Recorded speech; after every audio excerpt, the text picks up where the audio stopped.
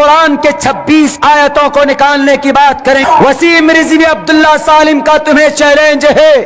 قیامت تو آسانی سے آ سکتی ہے لیکن تم ہمارے قرآن سے 19 آیت تو دور کی بات, تم قرآن سے 19 نقطے بھی ہٹا نہیں سکتے. کیوں؟ یاد کرو, بتاؤ اپنے گروؤں کو, بتاؤ اپنے نیتاؤں کو, نکیرس پر بننتی ورتانی ولن تجد لسنت اللہ تبدیلا. اللہ کے فیصلے میں, اللہ کے قانون میں تم کوئی تبدیلی نہیں دیکھو گے. اور اسٹرانگ طور پر کہا ولن تجد لسنت اللہ تبدیلا, اللہ کے قرآن میں کبھی تبدیلی نہیں ہو سکتی. تم جن ہاتھوں سے تم 26 آیتوں کو نکالنے کی بات کرتے ہو, پتا ہے یہ قرآن کون ہے؟ اس کو مٹانے انگریز آئے تھے, انگریز خود مٹ گئے. اسی قرآن کا چیلنج کیا تھا بڑے بڑے سورماؤں نے, اسی قرآن کے فیصلے کا منشے کا چیلنج کیا تھا. کون؟ نمرود نے, زمین میں دھسا دیا گیا. فرعون نے رب کی وحدانیت کے سامنے کھڑا ہوا, زمین آسمان کے بیچ لٹکا دیا گیا. کن کو؟ فرعون کو, دنیا کے اندر رب کا دعویٰ کرنے والا. اسی لیے وسیم رضوی منسٹری کی کرسی اگر تمہیں ملی ہوئی ہے تو یہ کرسی تمہارے لیے تمہاری قبر بن جائے گی. تم اللہ کی سے مقابلہ مت کرو, اللہ تبارک و تعالیٰ کے کلام سے تم بغاوت مت کرو. یہ ہمارا قرآن نہیں, یہ کسی مسلمان کا قرآن نہیں, یہ اللہ کا کلام. یہ بھارت کا سمویدھان نہیں ہے کسی ڈبل اے لے آؤ, مسلمانوں کا نام نکال دو, NRC لاگو کر دو دھرم کے نام پر, کسان کے لیے قانون لے آؤ ان کے خلاف میں. یہ تمہارا قانون ہے, تم جو چاہتے ہو لکھ دیتے ہو, لیکن قرآن میں کچھ نہیں کر سکتے. کیوں؟ قرآن تمہارے ابا کی دادا کی کتاب نہیں ہے, قرآن اللہ کی کتاب ہے. اللہ ہی اس کو کچھ کر سکتا ہے, لیکن قیامت تک اللہ نے بھی کہہ دیا الیوم اکملت لکم دینکم واتممت علیکم نعمتی. اللہ کے ضابطے کے حساب سے اس کے اندر بھی کوئی تبدیلی نہیں ہو سکتی.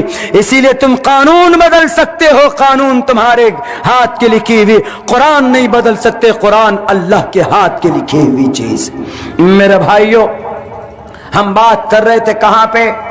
بھارت کے تیمور لنگ آیا. تیمور لنگ کے بعد اس دیش میں ایک خاندان آیا, لودھی. لودھی کے بعد آئے کون؟ بابر. 1526 میں بابر آیا اور 1526 سے لے کر 1857 تک بابر کی خاندان کی حکومت چلی. یہ جتنے بھی جہانگیر اور جلال الدین اکبر, سلیم, جن کا نام کے اوپر ایک پکچر فلم بھی بنی ہوئی, مغل اعظم, مغل, وہی بابر کے خاندان کو مغل بولتے ہیں. اور بھارت کے ان راجنیتاؤں کو سب سے زیادہ دشمنی, الرجی انہی مغل خاندان سے. تو یہ 300 سال مغل خاندان کی حکومت. لیکن پورا ملائیں کب سے 1191 سے لے کر 1857 تک مسلم امپیرر جتنے بھی تھے, کسی بھی مسلمان بادشاہ نے بھارت کی دھرتی پر کسی بھی گاؤں میں کہیں پر بھی کسی کو یہ نہیں کہا کہ تم کلمہ پڑھو. ہوتا ہے نا, بادشاہ ہوتا ہے تو وہ اپنے حساب سے قانون نافذ کرتا ہے. بابر کہہ سکتا تھا, تیمور کہہ سکتا تھا کہ کلمہ پڑھو نہیں تو تمہاری گردن اڑا دوں گا, لیکن نہیں کہا.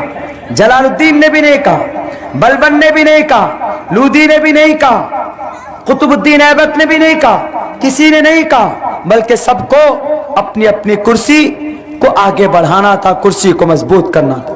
ایک بادشاہ ان 700 سال میں صرف ایک بادشاہ ایسا گزرا کہ جس نے تبلیغ کی. تبلیغ مطلب to convey the message of Islam, convey the message of Islam to the non Muslim people.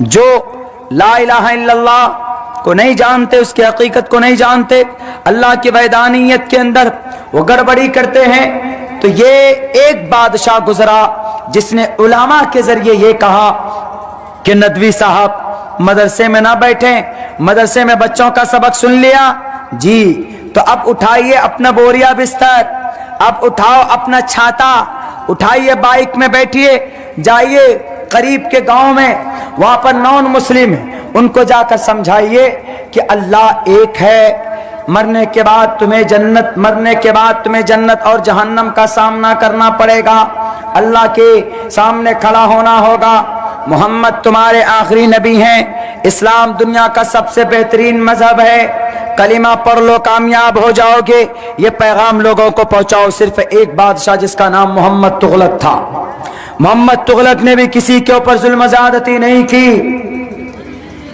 یہ جتنے بھی تھے مسلمان امپیرر، ہم تاریخ کو بہت غور سے پڑھ کر آپ کے سامنے پیش کر رہے ہیں، اسی لیے میں کہتا ہوں پورے جوش اور پورے طاقت کے ساتھ کہ بھارت کے نوجوانوں، آپ کو کھڑا ہونا ہوگا۔ صرف موبائل میں فیس بک چلانے سے یا موبائل میں واٹس ایپ گروپ بنانے سے ہم باطل کا مقابلہ نہیں کر سکتے۔ بنگال کے اندر الیکشن چل رہا، پتہ ہے اس الیکشن میں واٹس ایپ گروپ استعمال ہو رہا۔ ایک نیتا نے کہا کہ ہمارا ایک گروپ میں 18 لاکھ آدمی، ہم کوئی بھی میسج ڈالتے ہیں تو 18 لاکھ آدمی تک پہنچتا۔ ان کا ایک مقصد ہے میرے نوجوانوں، کیا مقصد ہے؟ کہ ان کو بنگال میں حکومت قائم کرنی، اسی لیے وہ محنت کر رہے۔ آپ کیا کرنے کے لیے گروپ بناتے ہیں؟ کوئی مقصد ہے؟ کوئی ٹارگیٹ ہے آپ کے سامنے؟ کوئی ٹارگیٹ نہیں، کوئی مقصد نہیں۔ ایک مقصد بناؤ اپنی زندگی کا، ایک ٹارگیٹ فکس کرو اپنی زندگی کا۔ رات ہم پروگرام میں بوریو صاحب گنج میں تھے، یہاں سے تو بظاہر بہت قریب ہے، لیکن جب آپ گھوم کر کے جاتے ہیں بھاگلپور ہو کر کے تو بڑا لمبا پڑتا۔ یہ تو حضرت مولانا ندوی صاحب کی اصرار اور ضد کہ کہاں تک پہنچے شیخ، کہاں تک پہنچے شیخ، میں خود سے دوڑا آپ کے یہاں پہنچا ہوں، کیونکہ ان سے ہم نے وعدہ کیا۔ وہاں کے نوجوانوں کو ہم نے ایک پیغام، ایک بات یہ کہی، ہم نے کہا کہ نوجوانوں آپ اپنا ٹارگیٹ فکس کرو، ٹارگیٹ کہ ہمارا یہ ٹارگیٹ۔ دیکھتے ہیں جب فٹ بال کھیلتے تو دونوں طرف گولی ہوتی، گولی کا وہ گول کرنے کا، اور پورے 22 کھلاڑی ایک دم دوڑتے ہیں پاگل کتے کی طرح ایک گیند کے پیچھے۔ کیوں؟ ان کا ٹارگیٹ ہوتا ہے کہ ہم کسی طریقے سے گول کر دیں، پوائنٹ لے رہے۔ کسی کی پیٹ ٹوٹ جاتی، کوئی منہ کے بل گرتا، کوئی پریشان ہوتا ہے، کس لیے کہ میں گول کر دوں، ہمارے پوائنٹس بڑھ جائیں۔ کیا ہم مسلمانوں نوجوانوں ہم اپنی زندگی کا ٹارگیٹ فکس نہیں کر سکتے؟ ٹارگیٹ فکس کرو۔ کیا ٹارگیٹ؟ میں بتاتا ہوں۔ اگر آپ کو دلچسپی ہے کہ آپ کو راجنیتی میں آنا ہے تو سیاست صحیح طریقے پر غلط نہیں، آپ سیاست کے میدان میں بھی آؤ، ٹارگیٹ فکس کرو، محنت کرو۔ اس کے بعد اگر آپ تجارت میں آنا چاہتے تو تجارت کے اندر بھی آپ آؤ، محنت کرو۔ آدمی ٹھیلا بیچ کر امبانی بن گیا۔ انل امبانی کا دادا کولڈ ڈرنک بیچتے تھے ممبئی کے علاقے، گاؤں کے اندر، ممبئی شہر کے اندر کولڈ ڈرنک بنا کر بیچتے تھے۔ تب جا کر آج کی تاریخ میں محنت کی تو ایشور نے ان کو فراوانی کی، آج وہ امبانی بن گئے۔ اور کبھی کبھی ایسا ہوتا ہے کہ جب آدمی محنتی نہیں ہوتا ہے، باپ کے دولت ہے، باپ کی طرف سے پراپرٹی ہے، دی ہوئی ہے، شراب پیتا ہے، اڑاتا ہے، عیاشی کرتا ہے، تو ایسا ہوتا ہے کہ اس کے پاس چھت بھی نہیں ہوتی۔ تجارت کریں آپ، ضروری نہیں کہ 1 لاکھ روپے سے کریں، 15-20 ہزار روپے سے شروعات کیجیے۔ شروع کریں گے، ٹارگیٹ فکس کیجیے کہ ہم کو 1 سال میں بزنس اتنا ڈیولپ کرنا۔ اگر آپ ایجوکیشن لائن میں تو بہت اچھا، اس لیے کہ the primary aim of education is to prepare and to qualify the new generation for participation in the development cultural society۔ اگر آپ کے گاؤں میں الٹریسی ہے، جہالت ہے، اور ہے جہالت، کیوں؟ ہم آ رہے تھے راستے میں اس گاؤں، آپ کے گاؤں سے باہر، ہم نے ایک جوان لڑکے سے پوچھا کہ بھائی مجھے جہاں جلسہ ہو رہا وہاں پہ جانا۔ وہ بول رہا کہ جلسہ ہاں ہو تو رہا ہے، یوں جائیے یوں جائیے۔ ان سے پوچھا راستہ تو ایسا بتا دیا کہ ہم یہاں سے قریب آ کر پھر واپس چلے۔ ہم نے کہا کہ پتہ نہیں کہاں ہے جلسہ گاہ۔ حضرت مولانا نے جو لوکیشن بھیجا وہ لوکیشن کبھی کہیں اور دکھا رہا کبھی کہیں اور دکھا رہا، یعنی اس نوجوان میں یہ سلیقہ نہیں تھا کہ ایگزیکٹ وہ کہنا کہ ہم کو جلسے کا پتہ نہیں ہے، ہم کو معلوم نہیں ہے جلسہ کا قریب کا۔ ارے جلسہ جہاں ہوتا ہے تو آس پاس کے 10-5 بستی والے کو معلوم ہوتا ہے کہ فلاں جگہ پہ جلسہ ہو رہا، لیکن سلیقہ طریقہ ترتیب نہیں۔ بات کریں گے تو ایک دم ایسے ہمارے مسلمان جو بالکل اخلاق سے بالکل عاری ہو، آپ انگریز سے جا کر ہاتھ ملائیے، انگریز کے سامنے آپ بات کیجئے، آپ کو ہنس کر بات کرے گا، آپ کو پوچھے گا کہاں سے آئے، کیا حال چال ہے۔ وہ طریقہ ہم میں نہیں۔ آپ کسی انگریز سے جا کر ہاتھ ملائیے، how are you my brother, where are you coming from, ہنس کے کہے گا I am quite fine by virtues of Allah's willing, I am quite fine, I am from India, I am a Indian person, I am a Muslim, اور you are اے مسلم۔ ہاں ہنس کے بات کرے گا، آپ کو ایسا لگے گا کہ جیسے آپ کا 10 سال کا پرانا دوست ہو۔ اور ہم مسلمان ایسے اگر آپس میں بات کریں بیٹھیں تو پتہ چلے گا کہ پتہ نہیں کوئی ڈنڈا مار رہا ہے۔